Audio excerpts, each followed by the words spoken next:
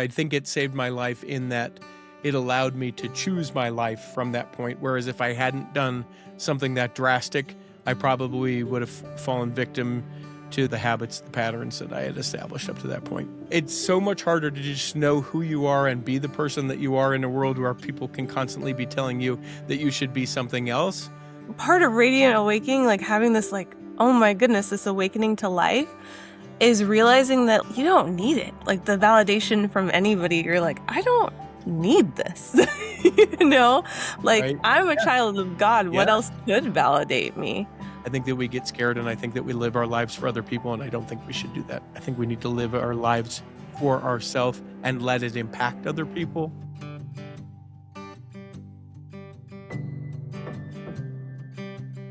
Hello and welcome to Radiant Awakening. We are so excited to be joined by our special guest, Richie T. We're so excited to have you here, Richie. Thank you for coming. Of course, my pleasure to be here. Richie, so we here at Radiant Awakening just love to hear people's stories. So just start us off by telling us about yourself, where you're from. Just take us on the journey of your life. Oh, geez. Buckle in. I will abbreviate this for, because there are some details, right, that maybe if you want to know some more about it. Born and raised in Utah. And then I served an LDS mission in Cleveland, Ohio, where in the first 5 minutes of being in the airport in Cleveland, I experienced more diversity than I ever had in my entire life up to that point. Served the great people of Cleveland for a couple of years, and then came home, worked in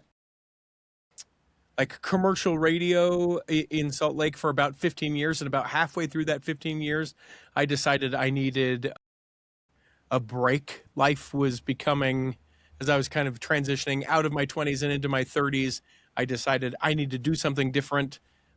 So I moved to Chicago for a small while and took some classes in Chicago and then came back. After leaving commercial radio, I went and worked for a nonprofit on another radio station, satellite radio. And then all the while I had started a DJ and private event business. And then when the radio thing, sort of the bottom dropped out of that, I decided to lean into that for my full-time gig. So now I work fully for myself. I do weddings, events, religious things.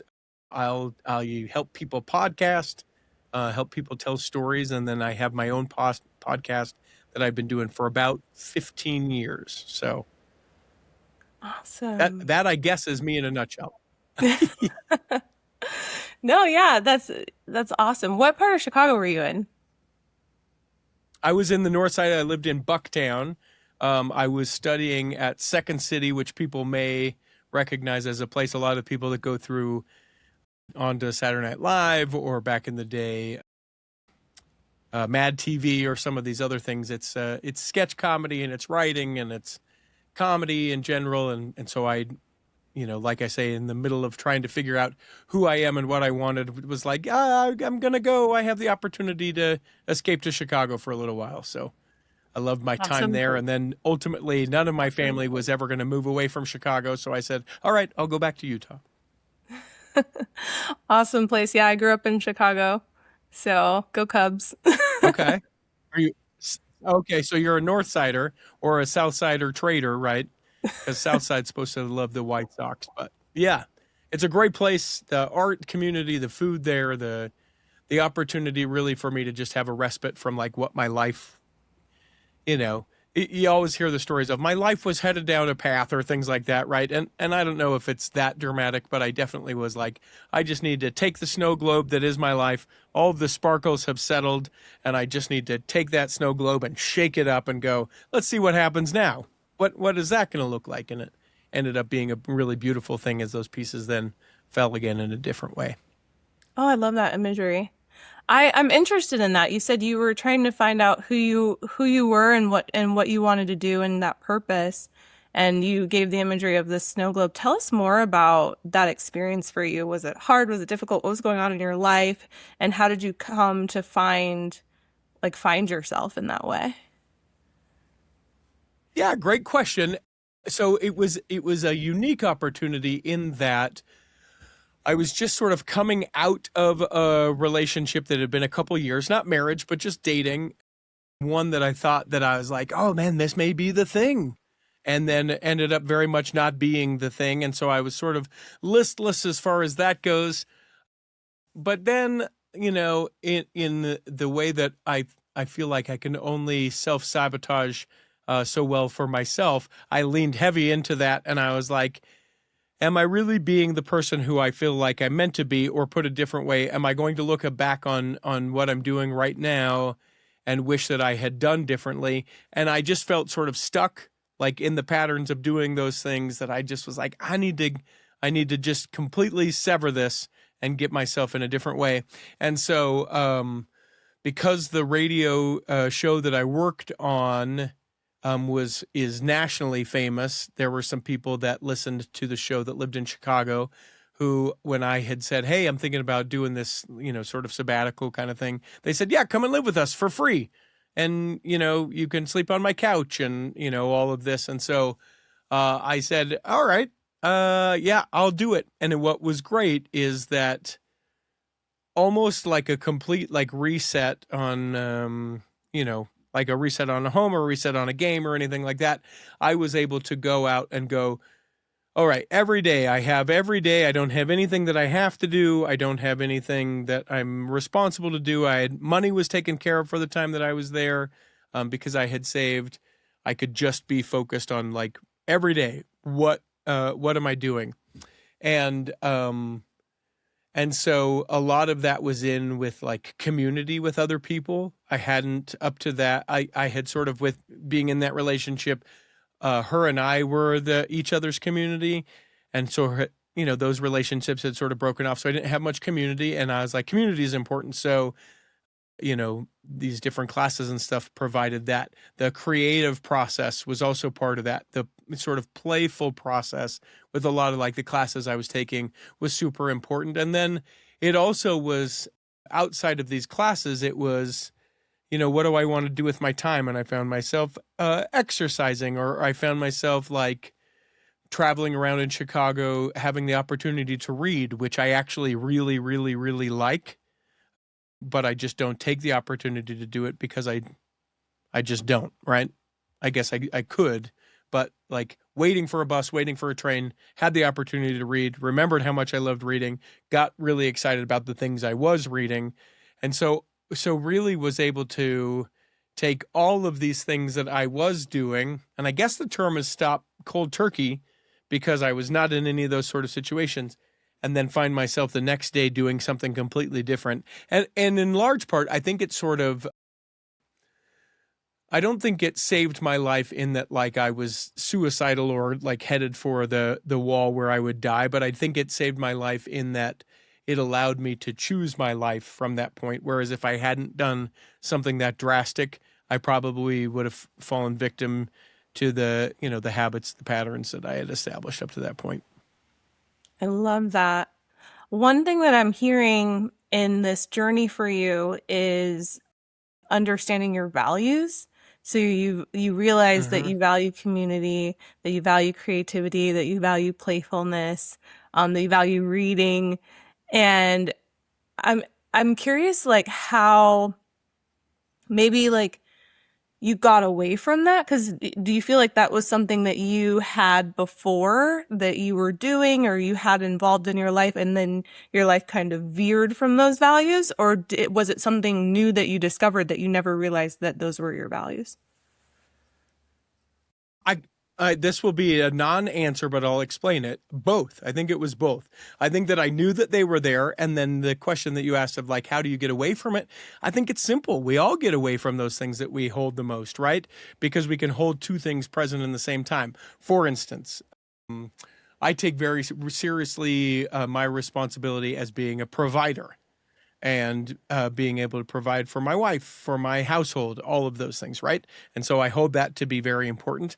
And let's put in my other hand, playfulness. And I go, oh, being playful is also very important. And sometimes, in an effort to really provide, I go, well, I don't have time to do the playful things. That's not making any money. That's not, doing these other things. And I think that it's perfectly fine. And I think life is an ebb of flow of like, I'm going to provide. Now I'm going to be playful. I think when we get out of balance is when those things start to be at a detriment, right? Like, oh, I can't do that, or I'm not doing that, or I'm not spending any time doing that. And all in the name of a really good thing. I don't think there's anyone listening to this that would be like, no, you shouldn't provide if you're the provider, right? Oh, just forget it in the name of playfulness. But I think you can, I think that you are being dishonest to yourself, to your identity, to your whole, to your values, to, all of those things if you don't allow all of it to be able to kind of shine through. Absolutely. What do you think are some things that maybe inhibit, you said like picking one over the other, but do you think there's outside influences that inhibit you from like really living into those values and your true identity? Sure, because how many times, like playfulness, right? I think that a lot of people would hear that and or like fun or like this creative, just being able to play. So I come from a lot of the way that I've exhibited that playfulness or that fun is through like a theatrical or improvisational background, right? And there's a lot of people that I think would look at something like that and go, that's so not important. And and and and I think that that comes from either, they're looking for like status symbols like the car you drive, the house you live in, those kind of things, or it just comes from those values are not important to them. And people are always pouring in. Social medias make it so we can go, Sierra, your life sucks, and you go, no, it doesn't. But then you hear that I tell you that your life sucks, and you go, well, maybe does it suck? I don't know. It's so much harder to just know who you are and be the person that you are in a world where people can constantly be telling you that you should be something else. That I think it's I think you have to assure yourself and then constantly reassure yourself. And that can be hard because in moments of weakness, you're like, oh, yeah, being playful is dumb. I should just go make money instead. And it's not that they have to be mutually exclusive, but I think that sometimes people will let go of those things that they know they need and the things that they think they need, or being this particular thing means that I do this. And I don't think it has to be that way. Absolutely. Um, was there ever a time that you really derived your sense of like self-worth and value from these extrinsic things that like your career or your Most of my life. relationships? What changed or Yeah. how has that changed for you? Oh, we're still working on it. Therapy once a week and being able to see that that is so fleeting. I do not know that I have found my way through that. My particular belief in being a child of God gives me a worth that I think like that's a great foundation, you know, knowing of a God in heaven that looks out for me and is like, "Hey, yeah, you matter because you're one of my children." Like that inherently gives me some value and worth. But there are a lot of things that I have had to work through in just the last few years where it being, so I mentioned the radio show that I did, being a part of something that it was, I have people say, and I rejected it, but I heard it and absorbed it as well. They were like, "Oh, you're locally famous, a local celebrity, this guy." And it allowed me and afforded me some opportunities that I wouldn't have had otherwise because there was this sort of fame, but fame here in Utah, I would never, begin to think that anyone would care anywhere else, and even fewer people here in Utah. But all to say, like that outside validation was constant. Oh, you're funny. We love you because you have this, and so within that job, I stayed in that job mostly because I was too afraid of stepping away from having that outside validation. The money wasn't good. It was, are people going to care about me at all if I don't do this job? And that's not the way to lead a life. So there was, leaving that felt a whole lot of things, and then realizing that it didn't really matter, and that is feeling a lot of things, and then trying to build your value up and go, oh, I am a valuable person. Why am I valuable? And it's silly in its approach, I think, kind of, but like, people will always say, my mom loves me or my spouse loves me, right? Like, um, I may be whatever, whatever, but my other person loves me, and and, and having all of that removed because I'm a divorced person now, remarried. Like when you have that stripped away too, life has a way of teaching you exactly what you need. And so it was like, yeah, so you need validation from everyone. We're going to go ahead and give you no one. Figure that out. And it's like, oh, okay. But I don't have it figured out. So I'm figuring it out. I've been relentless at not quitting. Hey, I think it's a journey. I think it's a journey for Yeah. sure. I Yeah. feel like part of radiant awakening, like having this like, oh my goodness, this awakening to life is realizing that like you don't need it. Like the validation from anybody, you're like, I don't need this. You know?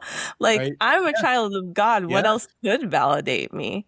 Like the creator of the Hmm. universe is my dad. Like I'm cool enough. You know?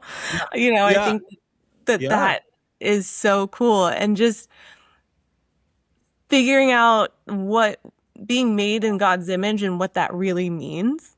Like like Hmm. you have godly talents, like godly gifts and Yeah. talents intrinsically you were born with them. That's like the coolest thing. But I think part of that challenge, like you're saying, is tuning out all of the voices. And I always say it's like it's not that you're not valuable, it's that sometimes people don't know how to value you. Ooh, And I like that. yeah, because the reality is that if we were around people that valued us the way we're meant to be valued purely because we are children of God and nothing else, we would understand that a lot better. But I think it's the problem is that we are imperfect people that are struggling to see the value in others and therefore struggling to see the value in ourselves when the reality is that we're all children of God and valuable and have like these amazing gifts and talents that like I have some that you don't have and you have some that I don't have. And just to appreciate that about one another is like the coolest thing. I don't know. Have Yeah. you noticed Yeah. that like in your relationships, like the other people's like talents and gifts? Yeah, I think when I'm living my best life, it's when I can see that people can be amazing at something and that doesn't mean anything negative about me. Mm. And that's hard sometimes, right? Sometimes it's like, oh, I'm so jealous that they are amazing at that particular thing. Why am I not amazing at that particular thing? Or I hate that they're, but like when I genuinely, I feel like have locked into leading my best life, it's like that person is amazing and I also am amazing, and one does not negate the other, and we can be amazing people in whatever sort of format or interaction that is. It's not, there's a whole pie of amazing, and if you take 2/3 of that pie, then I only get a third of the pie amazing. It's an infinite amount of amazing, and you can have an amazing you and I can be an amazing me. But I'll be honest, sometimes I'm like, it feels so much like a pie, and I'm like, how come you got, how come I got the crust that nobody wanted at the end part of this amazing pie, and you're so amazing? Or, like I just don't feel amazing. People are like, oh, you are, and it's like I just don't feel it. I feel sort of lost on some of that stuff, and sometimes it's because maybe I know I'm the only one that knows I didn't put in my full effort on something, or it just is a comparison thing. I don't, it's funny that we've wandered into this. I don't feel like I have this figured out at all. It is constantly a thing where I'm like, maybe it's not like a pie. And then I come back around and go, maybe it's like and just trying to figure it all out that way. Yeah, I think we're constantly figuring it out. I mean, like I'm sitting here thinking, listening to you, thinking about like 5 minutes before we got on this call, And I'm like, oh my goodness, I'm interviewing Richie. Like we met with me being on your show, and I'm like, I remember like he is such a good interviewer. He's such a good host. He's good like this radio personality. And I'm like, oh my gosh, I'm gonna interview him. Then it's like this comparison, but you were just so encouraging, and I was like, you know what, we're just gonna do it, and like it's gonna be an awesome conversation. And so I think we never really Yes. see ourselves in the right light. Like we never really see ourselves the way that somebody else will see us. You know, they might see us as competent and awesome and all of these things. And we're like, me? I'm looking at you like, whoa, you're so, you know? Yeah. Hmm. Yeah. It's a thing that in the last little bit that it sort of feels like a refocus for me where like it seems so much in life and you know your example of like before we turn the microphones on sort of brought me to this and like I've been podcasting longer than you, right? That's just factual. So I have been in experiences that you haven't been, and as you continue to do it you'll be in those experiences, etc. But like you may look at me and go, oh man, he's been doing it for such a long time and he comes from this trained sort of background of this whole thing and everything like that. And you know, I look at you and I go, man, she is someone that is so courageous, like the courage to just like be like, I feel called by God or whatever the reason is that you're doing this, to step into this space and I'll figure it out along the way. There's something so admirable about that courage. Both of us living our best lives can be amazed by the other person. And I don't have to be like, well, you should be amazed. And you wouldn't ever be like, you should be amazed. But I I guess what I'm trying to say is I think that they're kind of full circling it back to the beginning is that I think like there's amazement to always be found in other people and we have to look for it. When we start to look inward is when I think we start to go, oh, I'm not amazing. Oh, you know, the imposter syndrome or this, you know, I'm not any good at this thing or I should just give up on this thing. And I don't think I don't think that what is what God intends. And I don't think that that's like a best life. I don't think that's the way life should be led. Yeah. No, exactly. And I think there's just an abundance mentality of there's enough Mhm. of the awesome to go around. Like you can be awesome, I can be awesome, we all can Yeah. be awesome together. And when you have that mentality, like you're saying, like turning out, looking at everyone else as awesome and not bringing it back in, just looking out and saying you're awesome and and that's amazing. It becomes really inspiring. It becomes like, Yeah. I want to be awesome like that. And you grow because you have now this example of someone who's exemplifying, you know, a trait of God, right? And you're trying to emulate them as they have that trait that you don't, and you're growing and progressing in that way. That's like the coolest thing. How is, I guess, your journey and that finding of that identity, how has that led you to finding like purpose? Like what would you say like if you had to name the purpose that you have in life, what would that be? Oof. I know the deep question. What's your purpose Yeah. in life? What is the purpose of your life? I don't know. I hope that I'm doing this answer in pencil with the the reservation to be able to erase the answer of this. Uh, you know, I don't know that I have a single purpose. Well, let me say this. I think two purposes that I have. One, I'll go sort of a little more vulnerable and like deep, and then I'll give kind of a more broad answer. So the first one I'll do the more vulnerable and deep. So I feel like the purpose of my life, I feel like is to not give up. And so I have found myself in situations that I feel like have just been heartbreaking, or situations I never wanted to be in, or situations that if I could have picked them, I would have not picked them, and situations where I couldn't see the outcome from the beginning. And so there have been lots of times in my life where I have looked back and go, oh, I get it now. Why didn't I know this 10 years ago? This is, oh man, it would have been so different. And then I kind of stop myself and I go, because I just didn't know. I couldn't have known that. I had to have these experiences to get to where I'm at.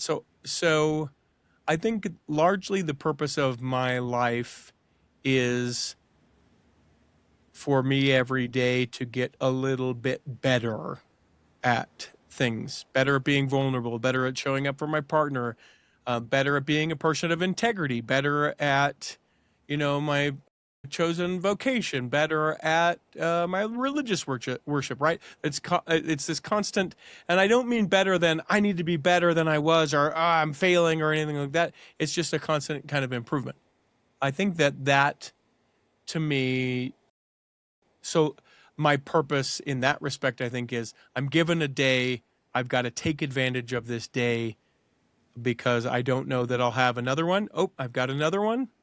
I'm going to take advantage of this day. Oh, I've got another one, and trying to constantly be refining that. That would be sort of the more vulnerable purpose. If I brought it out a little bit broader, I feel that with most of what I do, the purpose that I feel like godly endowed with is the ability to help people be entertained for a time that allows them the respite to continue on. So, when I do a podcast episode, I think that it's entertaining. People can come to those episodes and their life can be heavy. And in the time that we share together, they can forget about those things and they can be entertained, and it can be hopefully good for their lives. But if nothing else, it's good for their lives because for a moment they were entertained, and that allowed them the strength to, when they returned to what they were doing, the strength to be able to continue. And I find that similarly, like, when I DJ a wedding, or we'll speak about weddings, right? Like, I'm with these people for a day. I sort of step in and I go, I've got you for this day. Today we are celebrating the two of you, and you don't have to worry about anything, and it will be entertained and you'll be taken care of. And people are like, oh man, I can take a break and I can enjoy this. And then the next day or the next week or whatever, life returns to them, but they had, facilitated by me in some way, a sort of respite from that. And when I've done theater, I felt that same way. People would come to the theater to be entertained. Life was tough for them, whatever it is. I never knew really specific examples, but they would come looking for someone to help them forget that for a little bit of time. And then because they were able to indulge in all that, when they got back out of that thing, they were, refocused or rested, or had the ability to go, yeah, okay. And maybe my life isn't exactly the way that I want to be it, but, I had that downtime provided by this individual or these individuals, and now I can go about my day. So, yeah, I think that is sort of my broader purpose. I love that. I always say, like, if you want to find purpose, find the thing that you love to do, that you're good at, and use it to serve someone else. And like, this is a perfect example of, you have your own journey, your own purpose, which I think is a collective purpose. Actually, I think all of us have a purpose in, like, improving and becoming better each day, even incrementally, like just growth in general. We're designed to grow. But I think your personal purpose is using your gifts and talents to bless the lives of other people. And you're definitely doing that. That's amazing. One thing that came to my mind, and I don't know if this is something you've thought about or if I'm just seeing it, but I appreciate your ability to make other people feel seen. Mm. with how you interview and how you ask questions and how you follow up with people and how you get guests on your show and tell their stories.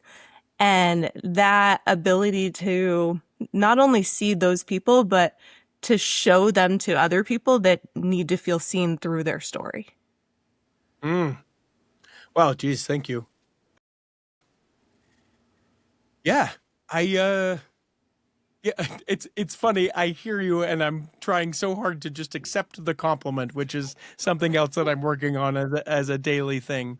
But I do. I think that it's important, um yeah, that aspect of, particularly like with people that I talk to and interview with podcasts and stuff like that. I think there are largely times where I like the opportunity to be able to say, hey, here's a person that if I asked you, would you ever agree with someone that blanks, whatever that blank is? And they'd be like, no, not a chance, never. Me and that kind of person, or me and that person would never have anything at all. And then to be able to go, I don't think so. Let's get to know this person, and then have it circle back around and go, oh, yeah, no, I actually agree with a lot of what that person is, or I'm not alone because you feel a lot of the things that I felt when I thought about a particular person or group or any of that kind of stuff. Really trying to expose that, and largely, I think maybe the way that it's sort of hard for me to take the compliment or whatever is I think that, like, for part of me, the idea of a podcast, I think so many times is like outwardly focused, but I think so many times within it, it's like, I'm trying to figure this out. Come along for the journey with me while I try and figure this out. I don't know how I feel about this, so I'm going to throw myself right in the middle and you guys get to come along with me. And so, like, that it benefits other people is great, but really I'm going, yeah, I'm struggling here, or I don't know about this. And just being able to be honest and say, yeah, I don't know about this, and I need to know more because where I feel right now, there's some level of discomfort. So it's interesting. Yeah, I think I do that, but I think altruistically, I think I do that intentionally for everyone else. But I think intrinsically, I'm probably just like, I got to figure this out for me, and I just bring people along. So hopefully, it's mutually beneficial, I guess. Yeah. But what a gift, because how often do we sit down just to hear a story that like opposes our own views or values? Like we just sit down and we're just saying, I don't really know about this, but I'm going to listen to someone's story so I can understand. And I feel like we don't do that enough. Mhm. Yeah. Yeah, I was going to say the answer to that is we don't do that. In a world in 2026 when we're like, "Hey, I'm just seeking to understand you," we largely don't do that. As a populace, as a no, we largely don't. Yeah. Yeah. And we can do better. We can all do better. Yeah, But it takes yeah, I think it takes somebody who's not only like you think about this, like you're willing to be vulnerable and say, I don't know what is happening here. And then to have the conversation and then to publicize it.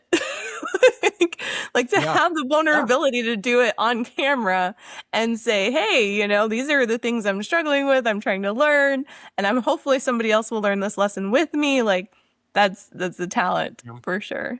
Yeah, Well said. it's interesting you say that too because I have had people reflect that they are like they don't feel like I've ever provided and it isn't my goal to provide, but like any sort of answers necessarily, but what they have loved is just to know that they aren't alone in having the questions.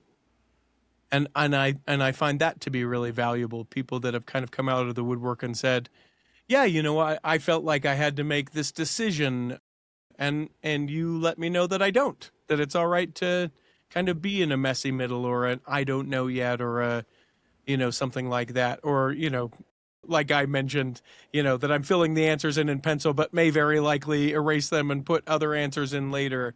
Like that's an okay place to be. So, yeah.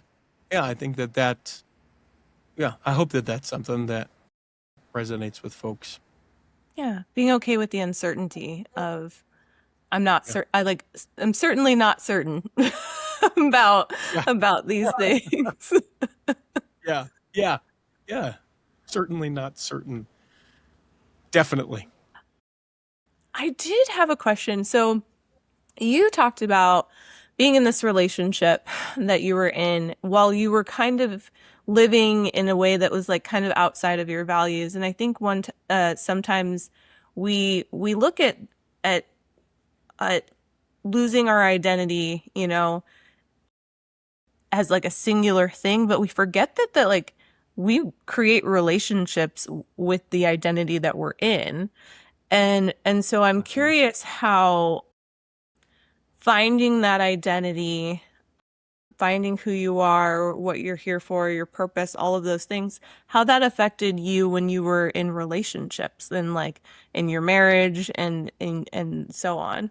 Yeah, I think it's hard if I'm just going to be honest with you. I think that like specifically for like a great marital partnership, I think that one of the things that I've heard recently with different media that I've consumed is that like you have the marriage that you marry into, but you'll have seven marriages within your marriage.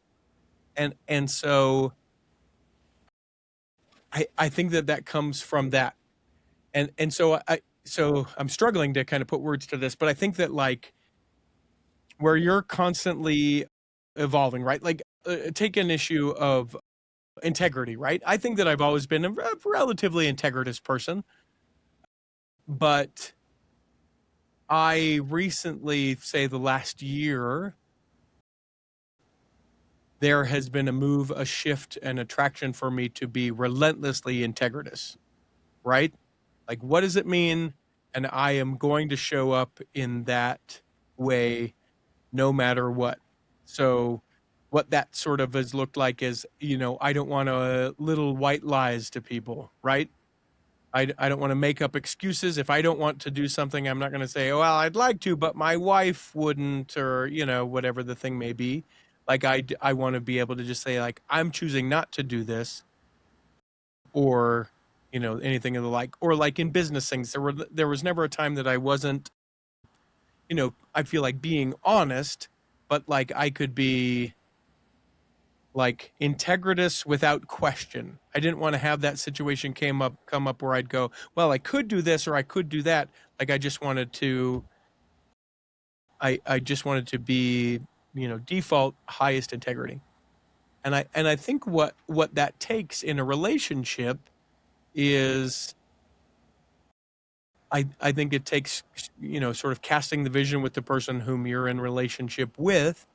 And then probably the scariest part is knowing that at any point, if there's any boundary or like any thing that you set, if that partner doesn't want to be in relationship with a person like that, that they get the choice to go, hard pass, I'm out.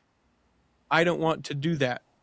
And I think that a lot of people would be and I find myself in a position sometimes choosing the things so that I can control how another person would react about me. And so the real strength has come to go, is this so important that now I have to do this? Like I feel so convicted about this that now I have to do it, that the like repercussions of me choosing to do this, I just have to be all right with? Or is this just something that I'm sort of choosing and I don't feel very convicted about? Because in that case, if I say make a choice and I'm going to be a highly integritous and my wife is like, I don't want to be with a highly integritous person, if it's not truly something that I've now linked to, then I would backtrack on it and I'd be like, I'm just kidding. I'm not going to be highly integritous. Please stay with me. Don't leave me. But really leaning on the things that I have, like brought into the core of myself, I feel like, sort of change occurs from that. And I think that it means that, I used to be the guy that was like, I'm going to do this and I'm going to do this. And also I'm going to try these things and I'm going to kind of do that. And I assigned them all to my identity. And so I think I'm doing air quotes far less, but I'm doing actually more because I'm looking at the things and going, I am now a person of integrity and what that means to me and being able to do it. And so when I make that choice, it's not, well, I'm not going to do that anymore. Or maybe I was not. It is, this is the choice that I have made. And if that means that I, I'm no longer married, man, that would be sad. She's not the kind of person that would do that, but it's a thing that I can't not do. So let's go. I'm going to do that particular thing. And there are a few things out there that I think, because we aren't sure how life would shift if we really allowed what we know to be as valuable to us to be as valuable to us, I think that we get scared, and I think that we live our lives for other people, and I don't think we should do that. I think we need to live our lives for ourselves and let it impact other people. So it's just sort of a reframe as far as that goes. Is that a Yeah. lot of rambling? That felt like a lot of rambling. No, no, no. I loved it. And I think I'm trying to figure out how to word this next question because I think a lot of times when you are really authentic to yourself, right? And individually, before you find your partner, like if you're getting married or whatever, before you find that person, when you find them in your authentic self, that tends to be your authentic person. Mm-hmm. And a lot of times what I see happening, I do a lot of marriage counseling. So what I see happening are people who are their projected selves, right? Like this is who society Yep. expects me to be, and this is who society expects me to be with. And then they get into those Yep. relationships and then they're like, I'm not happy and I don't know why.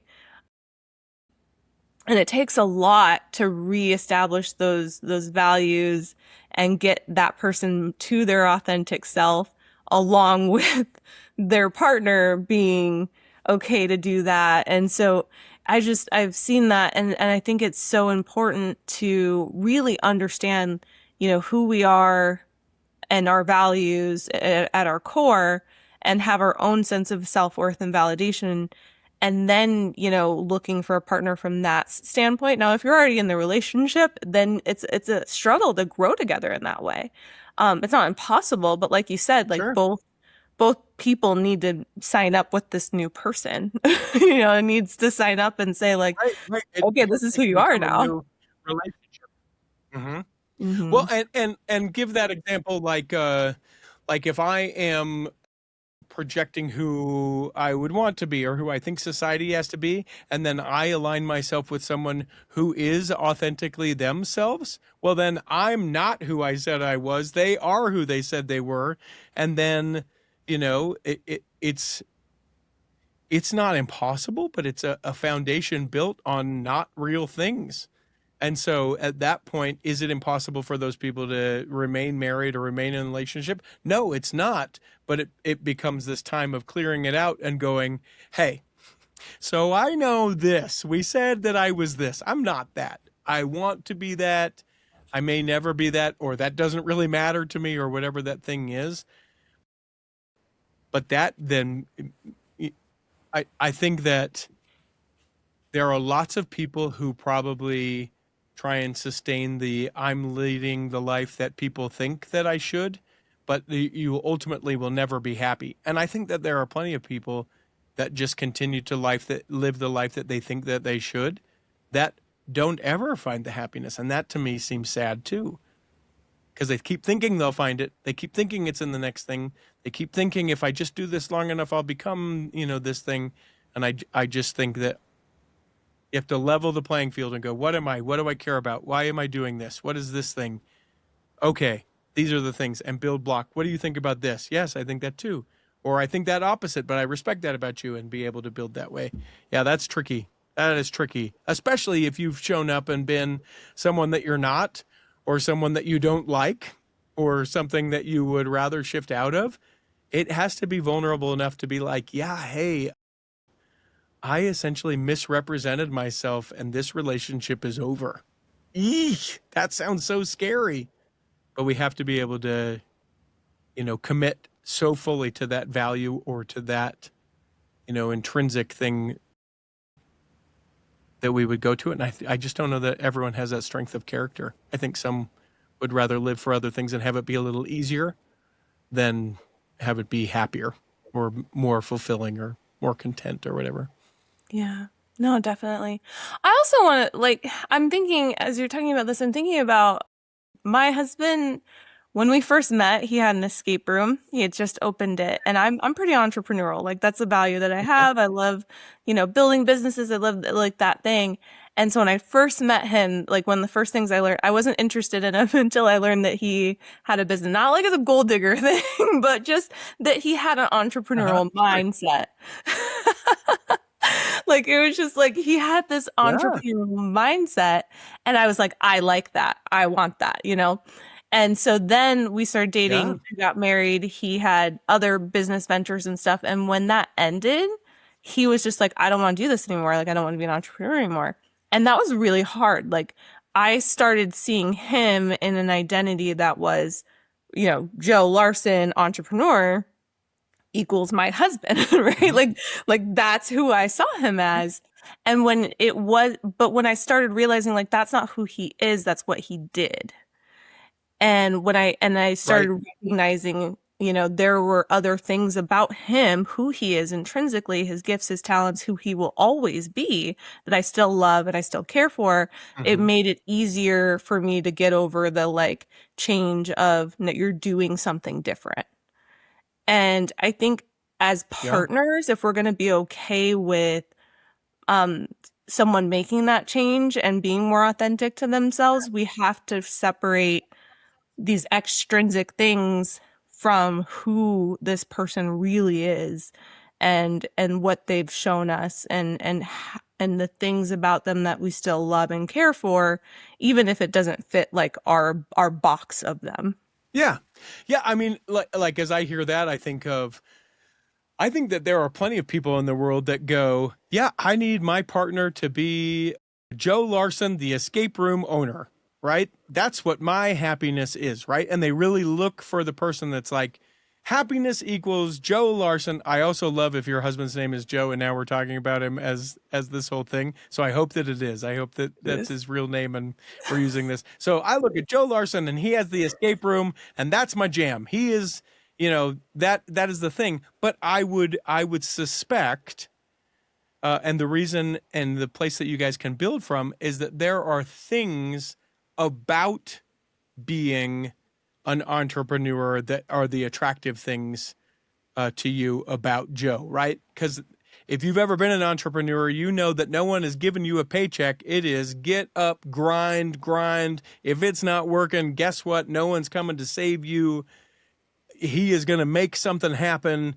If he has to go do whatever, we know that Joe is going to do that, right? And that sort of displayed itself as being Joe Larson, the escape room owner, but he's still Joe Larson, the I'll go find, if I have to find roadkill and grill it up for our dinner if we don't have food, I'm finding the thing because that is what I will do, right? It and, and so I think that sometimes we get distracted by the like high level thing, but really it's Joe's still the guy who grinds. Joe is still the guy who is looking for an idea, who likes the flexibility maybe of the entrepreneur. He's still all of those things. He just doesn't own an escape room anymore. But there are plenty of people who they latch into the I want the guy who owns the escape room, and then when he doesn't own the escape room anymore, they just go, "Yeah, I'm not interested." That was the thing. That was the thing that attracted me to it. And so I think really deciphering what is it that I like about my partner when you're rebuilding too. I don't I don't care that he has an escape room. I care that he takes responsibility about providing for our family. Great. And I know he'll always do that if that means he has to whatever the thing is. I think that's cool. I think that's awesome. Yeah. And As you're an saying, escape room, how cool is that? yeah, it's pretty fun.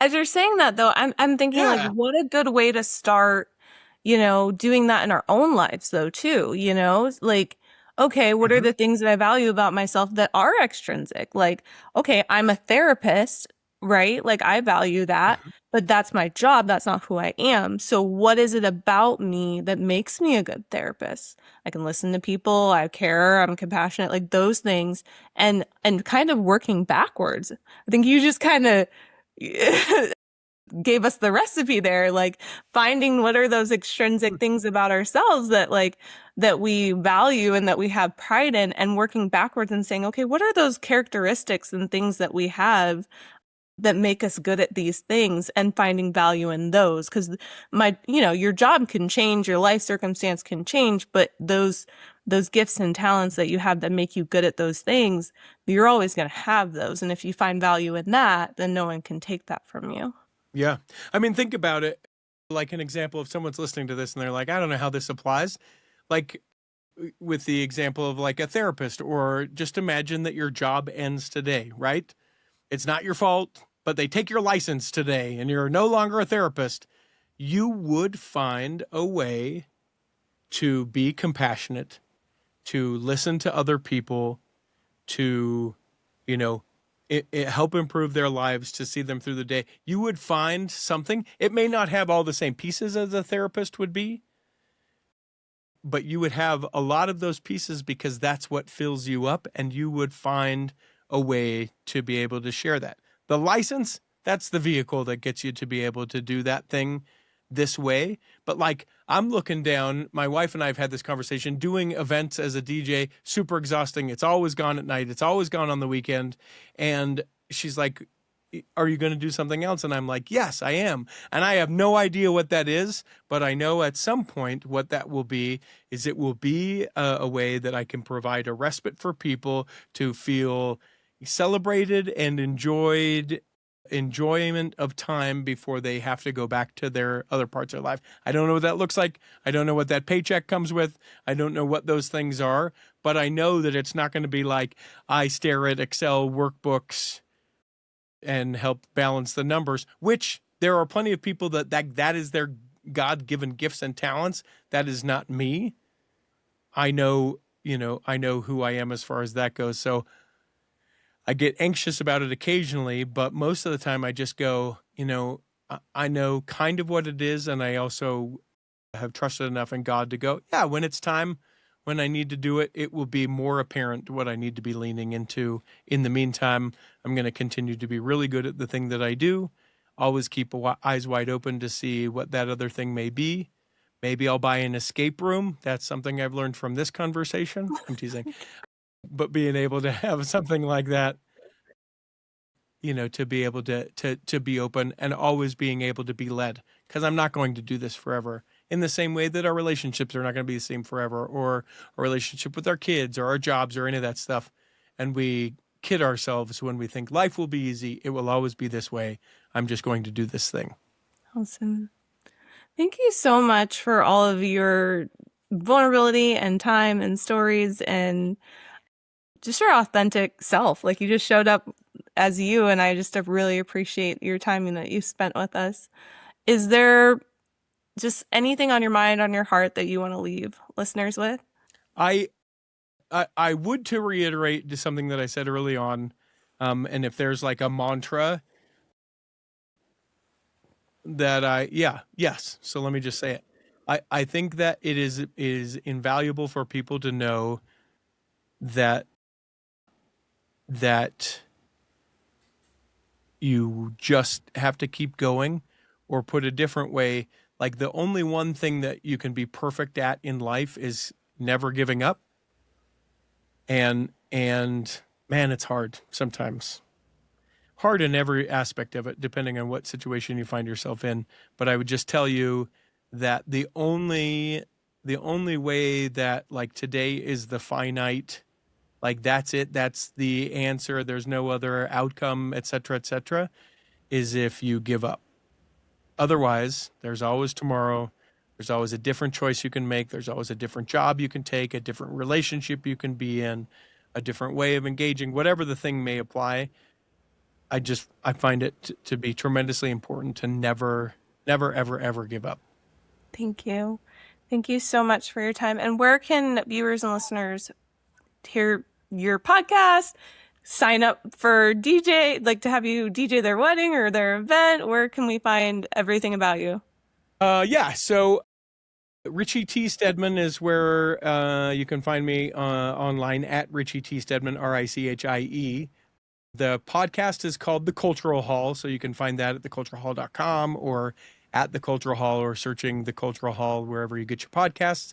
And then for DJ business, the name of my company is bestdjinutah.com, so you can find that, or it's the socials for Best DJ in Utah. And just because it says Utah doesn't mean I don't travel other places, so reach out and we can be able to make something like that happen. But I've really enjoyed our time to be able to talk about this. I don't get the chance to kind of share this stuff that often, this stuff on my heart. So thank you. Yes, thank you so much for being here, and we really appreciate it.